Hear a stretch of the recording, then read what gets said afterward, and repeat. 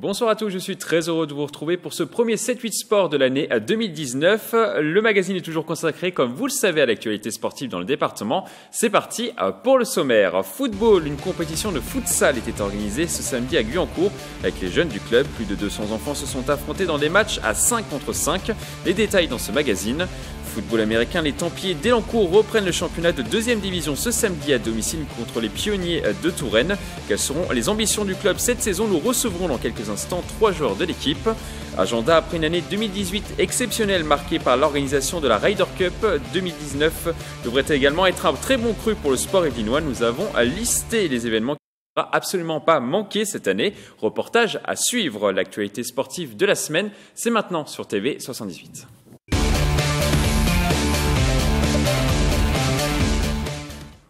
On ouvre ce magazine par du football et plus précisément du futsal. Un tournoi était organisé par le club de Guyancourt avec plus de 200 jeunes de la structure. Des images de Marilène Yapichino, un montage de Xavier Jalin. Le ballon rond était à l'honneur à Guyancourt. Pour la 20e année consécutive, le club local a organisé ce samedi 5 janvier son traditionnel tournoi de futsal au gymnase de l'Aviation. Ça permet au club de fêter la nouvelle année avec tous les plus jeunes du club, réunir tous les éducateurs et les dirigeants. Au total, le rendez-vous a attiré 230 joueurs du club de la catégorie des moins de 6 ans à celle des moins de 13 ans. Objectif, les tester dans des conditions inédites. Là, en fait, ce qu'on recherche, c'est surtout le jeu d'abord de pouvoir jouer en salle, parce qu'on n'a jamais l'occasion dans l'année de participer en gymnase. Et puis, ça nous permet aussi, là, dans le cadre de ce tournoi, de jouer avec différentes catégories. Pendant la journée, 2 tournois 5 contre 5 ont été organisés dans le gymnase. Chaque équipe était composée de footballeurs de catégories d'âge différentes. Le but, équilibrer le jeu et surtout créer du lien entre les participants. Ça peut changer de plus à se connaître et de plus à s'améliorer et de participer avec des gens qu'on ne connaît pas. Pour essayer d'être avec d'autres équipes, avec d'autres équipes pour voir leurs points forts. Le club de Guyancourt organisera un nouveau tournoi en juin, mais cette fois-ci sur une pelouse en extérieur. Une information handball à présent, le club de Montigny-le-Bretonneux va enregistrer une arrivée de taille dans ce mercato. La joueuse slovène Nina Jericek vient de signer dans ce club qui évolue dans la poule 3 de National 2. La joueuse de 34 ans est notamment passée par le club professionnel de Nîmes entre 2011 et 2016, où elle a été élue meilleure arrière-gauche du championnat de France en 2014. Elle est également internationale slovène. Avec cette arrivée, le club de Montigny-le-Bretonneux espère terminer dans le top 5 de sa poule à la fin de la saison. On ouvre maintenant une page football américain. Le club des Templiers d'Élancourt retrouve le chemin de la compétition ce week-end. Les Élancourtois vont affronter à domicile au complexe sportif Europe les Pionniers de Touraine pour le compte de la première journée de 2e division. Pour nous parler de cette reprise, nous recevons sur ce plateau les joueurs David Pradel, Yanis Soumar et Alexander Tsassong. Bonsoir. Bonsoir. Alors, comment vous sentez-vous avant la reprise? Plutôt bien. Plutôt pressé. bien. Vraiment pressé de démarrer. Ça fait quand même 6 mois qu'on est en attente justement de pouvoir rechausser les crampons. On a fini la saison du coup sur une petite touche amère contre les Corsaires. Donc forcément, on attend que ça de recommencer et d'aller en découdre assez rapidement avec les équipes de notre poule. Alexander, vous êtes du même avis? Du même avis, il faut qu'on commence au plus tôt. C'est-à-dire que moi, l'année dernière, j'étais dans un autre club, au Flash de la Courneuve. Et maintenant, je reviens dans dans le club familial. Et l'objectif, il n'est pas cette année, l'objectif il est l'année prochaine, c'est de être dans le top classement en élite. Donc cette année, c'est qu'une étape. Yanis, la préparation était comment? Du même avis, on a eu une bonne préparation physique. Donc on a eu 1 mois consacré seulement pour le renforcement, cardio. Et ensuite, on est parti sur un entraînement spécialement en football américain. Donc la force qu'on a cette année, c'est qu'on a conservé notre groupe solide de l'année dernière. Et en plus de ça, on a des joueurs qui sont assez importants comme Alexander Tsassong qui reviennent dans notre effectif. Comment vous sentez-vous ce match du coup? Comment vous sentez ce match ce week-end? Il va falloir vite marquer les esprits. En tout cas pour ma part, je pense qu'il va falloir vite envoyer un message à toutes les équipes de la poule. Je ne vais pas commencer à dire qu'on va dérouler assez facilement, mais je suis assez confiant au vu de l'effectif qu'on a, des jeunes qui sont montés comme Alexander aussi, le retour d'Alexander, des jeunes qui tiendront le poste de QB. Donc non, je suis plutôt confiant sur ce début de championnat. C'est une équipe que vous connaissez bien, les Pionniers de Touraine? On les a eu l'année dernière. Donc c'est une équipe qui nous a posé quelques problèmes sur les 2 dernières saisons. Et c'est surtout des joueurs qui étaient au Caïman du Mans sur la saison précédente et qui ont rejoint en fait l'effectif de Tours. C'est une équipe dont il faudra se méfier, Alexander? Franchement, très honnêtement, je pense que cette année, il n'y a aucune équipe contre laquelle on devrait se méfier. C'est-à-dire qu'on est à un niveau où on ne peut pas se permettre de considérer les gens contre qui on va jouer contre des adversaires. On doit vraiment dérouler sur tous nos matchs. C'est-à-dire qu'on doit marquer les esprits. Chaque score doit être important. Notre objectif, c'est l'année prochaine, c'est de montrer qu'on a le niveau élite et non pas un niveau de 2e division. Et quelles seront les recettes du coup pour emporter la victoire ce samedi? Samedi, ça va être la discipline. Donc on a le niveau, on le sait, on a l'effectif, on a les jeux on a travaillé en entraînement. Maintenant, il va falloir qu'on reste discipliné et qu'on prenne notre défaite contre les Corsaires l'année dernière en demi-finale, où l'on menait à bien le score en première mi-temps et on s'est fait remonter en deuxième, comme leçon, et on va en prendre en mérite pour le match de samedi. Vous êtes d'accord avec Yanis? Je suis d'accord avec Yanis, et surtout comme Alexander l'a dit, à un moment il va falloir qu'on se mette aussi à notre niveau réel, qui est le niveau de la première division, et clairement de montrer à tout le monde qu'on n'a pas notre place en 2e division. Alors là, vous commencez le championnat à domicile. Ouais. L'objectif, c'est vraiment de rester invaincu à domicile, de faire du complexe Europe une forteresse. Totalement, de rester invaincu non seulement à domicile, mais rester invaincu toute la saison. Alexander? La même chose, de prendre le moins de points possible. Je ne connais pas en fait l'effectif, on va dire la force offensive qu'ils ont, mais en tout cas je connais notre force défensive, et ce serait sur la saison de prendre un minimum de points. Et je considérais comme une défaite le simple fait qu'ils marquent contre nous. Alexander, qu'est-ce qui vous a séduit dans l'idée de revenir aux Templiers? En fait, ça a été plus moi au niveau de la défaite de l'année dernière, c'est-à-dire que moi je voulais reprendre avec ce groupe en première division, et j'étais présent sur la tribune quand j'ai regardé le match, la demi-finale qu'ils ont joué contre les Corsaires, et ça m'a affecté énormément en fait. Le fait de les voir se faire remonter alors qu'ils avaient parfaitement le niveau pour monter, et c'est quelque chose que moi j'arrive pas à tolérer en fait à mon niveau. Donc moi je suis revenu pour donner de mon expérience et faire en sorte que les choses reviennent là où elles doivent être. C'est-à-dire qu'on doit revenir au niveau qu'on a toujours eu, et que parfois on a un potentiel qui a été limité à cause de certaines mentalités. Et là je pense que cette année il y a des mentalités qui ont changé, il y a des niveaux qui ont été débloqués. Donc il n'y a aucun problème cette année pour que vraiment on déroule, pour qu'on puisse montrer notre jeu, et que les joueurs qui ont besoin en fait de montrer tout leur potentiel pourront le faire cette année en fait. Les dirigeants vous ont rencontré avant ce match important de début de saison. Qu'est-ce qu'ils vous ont dit? Les dirigeants? Les dirigeants, oui, après, président. On a pu rencontrer le président, on a rencontré d'autres membres du bureau, et on est tous d'accord sur la même chose. On doit retourner en élite. Aujourd'hui, on doit retrouver la première division. C'est vrai qu'on a nos jeunes on a un très bon groupe de jeunes qui évoluent très bien depuis 3 ans et qu'on fait évoluer sur le groupe senior. Et forcément, ces jeunes, ils ont quelques attentes. Et la première attente, c'est d'évoluer au plus haut niveau, et on veut les conserver chez nous. Et vous avez ce sentiment que cette année, ça passe ou ça casse? Ouais. Pour moi, oui, il faut forcément qu'on gagne si on veut conserver nos joueurs. On a des joueurs comme Alexander qui sont partis l'année dernière parce qu'ils recherchaient forcément ce côté haut niveau qu'on n'avait plus depuis 2 ans. Cette année, on sait qu'on a un bon groupe. Comme on peut le voir autour de la table, vous avez 3 générations de Templiers, et c'est à l'image en fait du groupe. Aujourd'hui, on a Yanis qui a été formé au club, Alexander qui a été formé au club. Moi, je suis une pièce rapportée aux Templiers. Mais voilà, c'est à l'image de l'effectif qu'on aura cette année. Et clairement, ça passe ou ça casse. Depuis tout à l'heure, on parle de la formation des joueurs qui ont été formés aux Templiers d'Élancourt. Mais il y aura également un import, sûrement US, qui va arriver dans les prochaines semaines. Est-ce que c'est important d'avoir un import fort dans une équipe comme les Templiers, Alexander? Ça reste toujours un atout. C'est-à-dire c'est toujours positif d'avoir quelqu'un d'une culture américaine ou d'un autre pays, mais bon, plutôt américaine, qui va venir pour renforcer le groupe. C'est-à-dire qu'il va venir pour montrer son niveau, son expertise sur le football américain. Ça fait toujours plaisir également aux jeunes et également aux anciens de voir qu'il y a une force supplémentaire qui va être ajoutée. Maintenant, sur cette année, américain ou pas, je pense qu'on n'a aucun souci pour s'occuper du championnat. C'est quand même un plus pour terminer premier? C'est toujours un plus. C'est toujours un plus, et ça fait toujours du bien. Ça peut reposer certaines personnes. On va terminer cet entretien par un petit pronostic pour ce week-end. Bon, Alexander a donné le sien plus ou moins tout à l'heure. Un petit pronostic, une victoire des Templiers ce week-end? Moi, je dirais une victoire des Templiers avec 20 points d'écart. 20 points d'écart. Alexander? 50 points d'écart. 50 points d'écart et 0 pour les pionniers de Touraine. Si je m'occupe de la défense, il devrait y avoir 0 pour les... je ne sais plus comment ils s'appellent. Je vais être un peu plus comme Yanis et on va partir sur une vingtaine de points d'écart et prendre le moins de points possible. Ça, c'est en tout cas une victoire pour tous les trois. Victoire pour les Templiers. Merci à tous les trois d'être passés sur ce plateau. On continuera évidemment à vous suivre tout au long de la saison sur TV 78.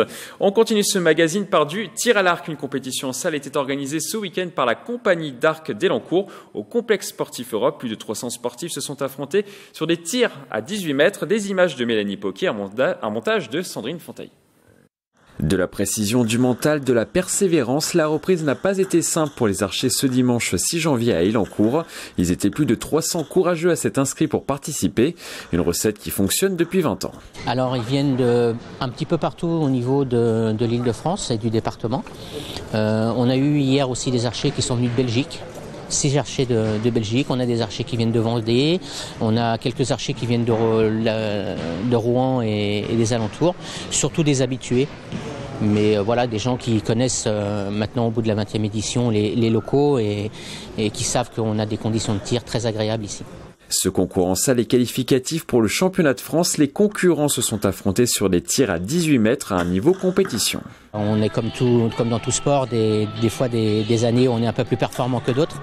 Les entraînements payent un peu plus, mais on est sur un département où il y a beaucoup d'archers, donc le niveau est quand même assez élevé. Et pour réussir leur compétition, certains ont leur propre technique pour éviter une journée noire. C'est le cas de Mathilde du club de tir à l'arc de Morpas. La sportive participe à son 4e tournoi à Elancourt. Penser à autre chose justement, plutôt que penser à ce qu'il faut faire parce que ça marche moins bien. Donc plutôt penser à plein d'autres choses, à rigoler et puis un peu à une musique. Plutôt que penser vraiment aux compétitions parce qu'après on regarde les points, on essaye de calculer et ça marche pas comme on veut. Une grande partie de ces tireurs se retrouveront dans quelques semaines pour le championnat départemental, une épreuve qui se disputera au gymnase Yuri Gagarin de Trappes les 26 et 27 janvier. On ouvre maintenant une page golf. 3 mois après avoir mené l'Europe à la victoire à la Ryder Cup 2018 face aux États-Unis au golf national de Saint-Quentin-en-Yvelines, le capitaine européen Thomas Bjorn a honoré son pari en se faisant tatouer la coupe et le score de la 42e édition sur le postérieur. Regardez.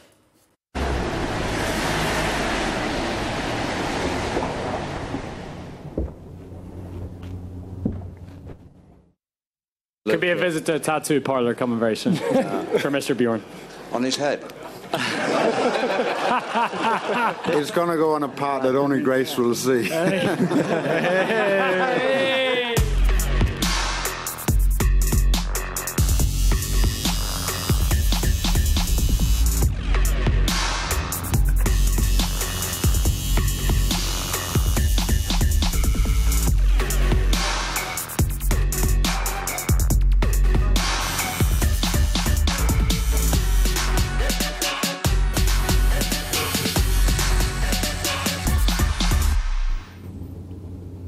Told you I would do it. Merry Christmas.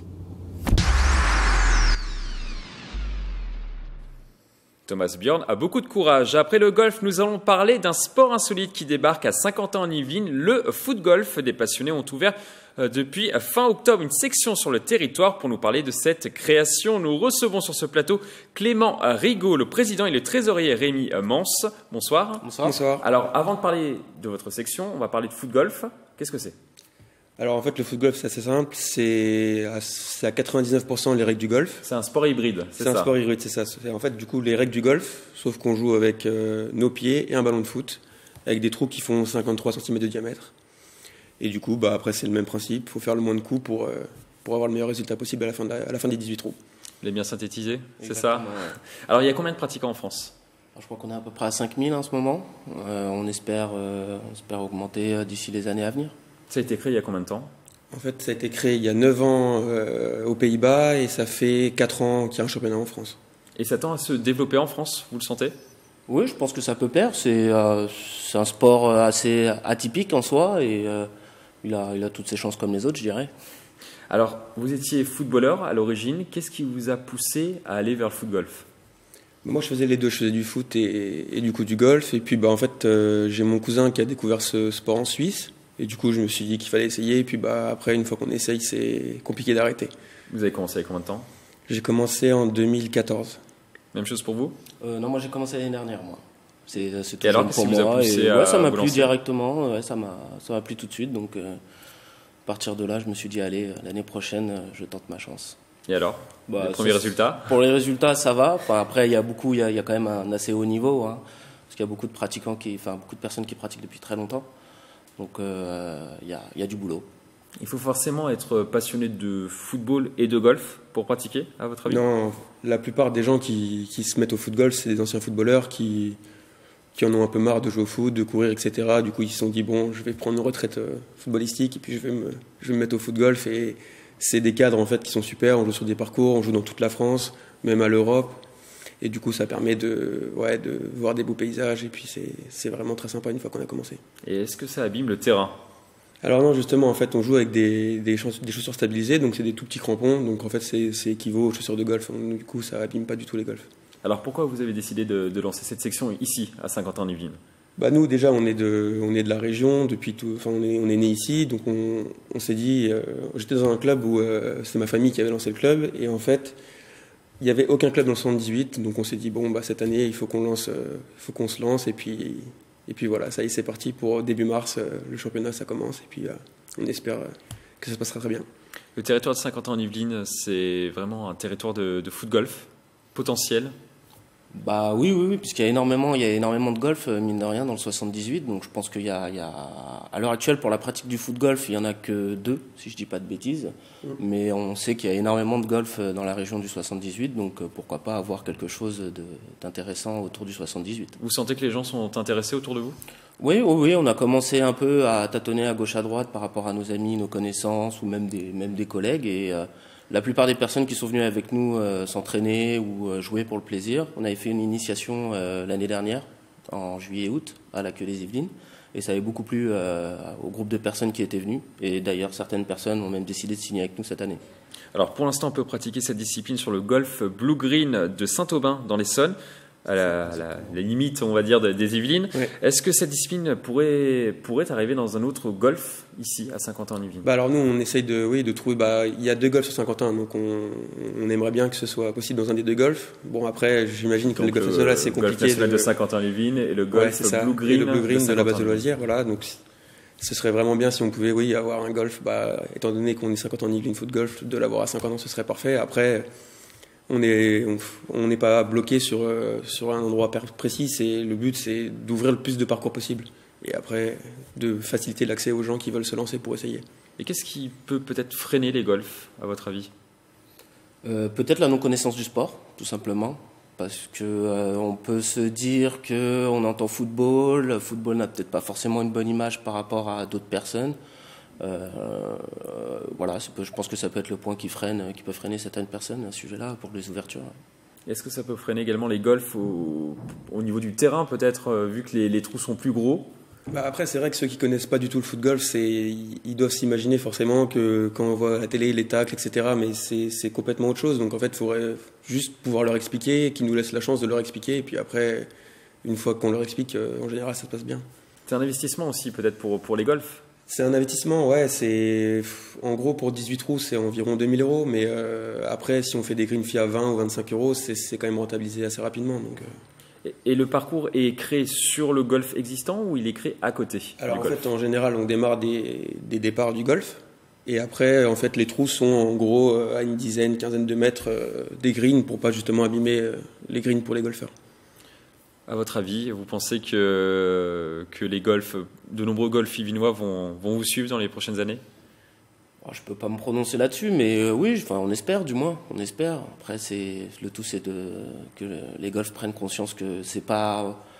On abîme beaucoup moins le terrain qu'un golfeur. Je sais pas si vous pratiquez un peu le golf. Le golfeur peut être amené à faire des trous dans le sol, chose que nous, avec un ballon et avec notre pied, on ne peut pas faire. Donc déjà, rien qu'à ce niveau-là, ça peut peut-être jouer en notre faveur. Vous avez contacté ces golfs de Saint-Quentin-en-Yvelines? Alors en fait, j'ai envoyé un mail pour l'instant au directeur du golf j'ai pas eu de réponse pour le moment. Après, j'ai rendez-vous avec les personnes de l'agglomération de Saint-Quentin-en-Yvelines pour justement qui ont des contacts directement avec eux. Et après, on espère qu'on aura une réponse positive dans les quelques mois qui arrivent. Dernière question, comment on fait pour vous rejoindre? Comment ça se Alors passe? c'est assez simple, on a une page Facebook, donc ça s'appelle Saint-Quentin-en-Yvelines Foot Golf. Donc le mieux c'est de nous contacter directement sur Facebook et puis après pour quand on a des initiations on met sur notre page et puis après ceux qui veulent nous rejoindre c'est avec plaisir. Au niveau du matériel, dernière question, là c'est vraiment ma dernière question. Au niveau du matériel, on a besoin de quoi pour se lancer? Des chaussures, un ballon et un Bermuda aussi de préférence pour Bermuda, chaussettes hautes. Les chaussettes hautes. On a vu qu'il y avait une tenue quand même assez élégante. Oui, en fait ça reste en gros c'est un peu les tenues du golf des années 60 en fait, c'est du jacquard. Bon après c'est pas obligatoirement du jacquard, le truc typique du foot golf c'est le jacquard, mais après des chaussettes hautes, un Bermuda et un polo ça suffira pour commencer.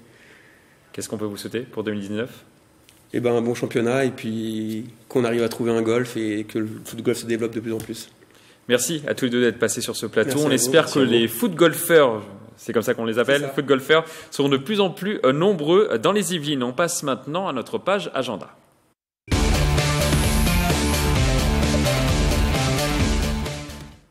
Pour ouvrir cette page agenda, je vous propose un tour d'horizon des événements sportifs qui vont rythmer l'année 2019 dans les Yvelines. Après une année exceptionnelle marquée par l'organisation de la Ryder Cup à Saint-Quentin-en-Yvelines, 2019 devrait également être un très bon cru. Regardez. 2019 sera placé sous le signe du sport dans les Yvelines. L'année débutera par un combat de boxe le 16 février prochain. L'élan courtois Marvin Petit va tenter de remporter un titre européen dans la catégorie des poids légers face au Belge Francesco Patera. C'est un combat que j'attends depuis tout jeune quoi. Que j'aurais jamais cru attendre quoi. Dans ce combat, il y en a qui me disent favori et puis il y en a qui me disent que ça va être un combat difficile, ça va être dur. Après moi je sais que ça va être un combat qui va être physique. Physiquement je serai là, j'ai toujours eu le physique, je lâcherai rien et je pense que je vais lui faire très très mal. 2019 marquera également le retour du jumping de Versailles après avoir annulé l'édition 2018 faute de date disponible. Les organisateurs ont programmé ce concours hippique de saut d'obstacles international du 26 au 28 avril en face du château. Autre retour, après 20 ans d'absence, les championnats de France féminins par équipe nationale A de gymnastique reviennent en Île-de-France. La compétition sera organisée au Vélodrome national de Saint-Quentin-en-Yvelines. On attend 1400 gymnastes sur les 3 jours qui feront la compétition et on espère atteindre 5000 personnes sur cet événement en spectateurs. À quelques mètres du Vélodrome national, l'île de loisirs de Saint-Quentin-en-Yvelines accueillera le samedi 16 mars l'Éco-Trail de Paris. Des milliers de coureurs vont s'élancer depuis Trappes pour parcourir 80 km jusqu'à la Tour Eiffel. On part sur la base de loisirs de Saint-Quentin et puis on part dans une espèce de champ qui est relativement bosselé, pas évident pour les chevilles. Donc il faut rester attentif, il faut trouver le bon rythme, pas se cramer trop vite. En golf, l'Open de France sera une nouvelle fois organisé sur le Golf National de Saint-Quentin-en-Yvelines. Cette année, le rendez-vous ne sera pas programmé fin juin, mais du 17 au 20 octobre. Il devient l'avant-dernier tournoi de la saison en Europe. L'Open de France en juin a pu souffrir par le passé d'une trop grande proximité de date avec Roland-Garros, ou avec le Tour de France, ou avec l'Euro, le Mondial de foot. Donc on pense qu'en étant placé en deuxième partie de saison, là on a un coup à jouer, si on peut dire. Il y aura enfin du cyclisme de haut niveau sur le territoire. Pour la 10e année consécutive, le Paris-Nice s'élancera des Yvelines le 10 mars. Le parcours sera officiellement dévoilé ce mercredi 9 janvier. Toujours sur la route, Rambouillet sera ville-départ sur la 26e et dernière étape du Tour de France le dimanche 26 juillet. Plus de 40 000 spectateurs sont attendus pour l'événement. Enfin, le stadium de BMX de Saint-Quentin-en-Yvelines recevra 2 manches du circuit de Coupe du Monde et de Coupe de France les 8 et 10 juin prochains. Le calendrier 2019 est fixé, les Yvelinois ne demandent maintenant à qu'à vibrer. Il y aura également des matchs très attendus ce week-end en rugby. Dans le championnat de Fédéral 2, Plaisir va recevoir dans ce stade Gennevillois pour le compte de la 13e journée. Un match qui s'annonce serré. Les 2 équipes ne sont séparées que par 5 petits points au classement. Une victoire et Plaisir pourrait s'éloigner de la zone de relégation. On continue par le championnat honneur de rugby. Versailles, premier du classement, reçoit Montesson, son dauphin, pour le choc de cette 10e journée. En cas de victoire, les Versaillais invaincus depuis le début de la saison prendraient une sérieuse option sur la montée en Fédéral 3. Si vous voulez les soutenir, la rencontre est programmée ce dimanche à 15h au stade de Porchefontaine. Et on termine notre agenda du week-end par la poule 2 du championnat honneur. Le Sky Rugby recevra ce dimanche à 15h dans son stade du Bout des Clos l'équipe de Melun-Combes-Sénart. 6e du classement, les Saint-Quentinois seront favoris de cette rencontre face au dernier du championnat. En cas de victoire, les hommes de Thomas Payen pourraient entrer dans le top 5. C'est la fin de cette émission. Merci de l'avoir suivi. On se retrouve lundi prochain pour un nouveau magazine. D'ici là, passez une excellente semaine sportive. Très belle soirée sur TV78.